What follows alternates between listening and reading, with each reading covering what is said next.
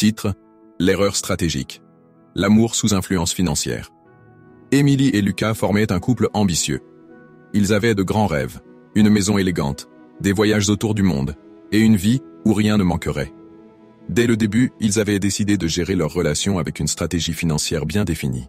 Partager équitablement les dépenses tout en épargnant pour leurs projets communs. Mais très vite, des fissures apparurent.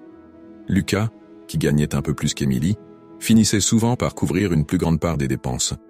Au début, cela ne le dérangeait pas, mais lorsqu'il commença à remarquer qu'Émilie aimait les petites indulgences, des vêtements de marque ou des dîners spontanés, il ressentit une pointe d'agacement. Un soir, après avoir payé une facture particulièrement salée, il explosa.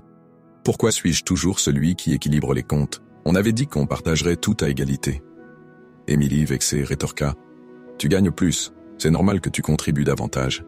Si tu m'aimais vraiment, tu ne compterais pas. » Ce qui avait commencé comme une stratégie rationnelle s'était transformé en un terrain miné de frustration et de reproches. Mais en discutant avec un ami, Lucas entendit une réflexion qui changea tout. « Tu sais que tout ça n'est pas vraiment entre toi et Émilie, n'est-ce pas? C'est le système qui vous pousse à voir l'argent comme une mesure de votre amour. » Intrigué, Lucas se mit à réfléchir. Pourquoi avaient-ils ressenti le besoin de formaliser leur relation avec des calculs financiers?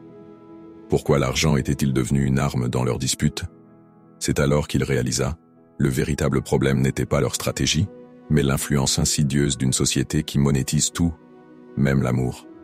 Les publicités, les séries et les réseaux sociaux glorifient des relations où l'argent semble être le ciment du bonheur. Offrez-lui ce bijou pour lui prouver votre amour. Si vous l'aimez, emmenez-la dans ce restaurant étoilé. Ces messages omniprésents façonnent notre vision des relations, les réduisant à des transactions. Émilie et Lucas avaient, sans le savoir, reproduit ce schéma. Leur stratégie, bien qu'intentionnée, était biaisée dès le départ par cette idée que l'argent était le cœur de leur relation. Un jour, après une dispute particulièrement intense, ils décidèrent de tout remettre à plat. Ils réalisèrent qu'ils avaient fait une erreur stratégique en laissant l'argent dicter les termes de leur relation. Ils abandonnèrent leur plan rigide et décidèrent de se concentrer sur l'essentiel, la communication, le respect et la construction d'une vision commune. Plutôt que de partager équitablement selon leurs revenus, ils apprirent à partager en fonction de leurs capacités et de leurs envies. Conclusion. L'histoire d'Émilie et Lucas montre que le véritable danger dans les relations n'est pas l'argent lui-même, mais l'importance démesurée qu'on lui accorde, souvent sous l'influence d'une société qui tire profit de nos insécurités.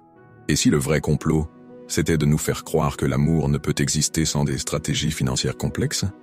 Dans une relation, l'argent est un outil, pas une mesure de valeur. Ne laissez pas un système obsédé par le profit décider de ce que vaut votre amour.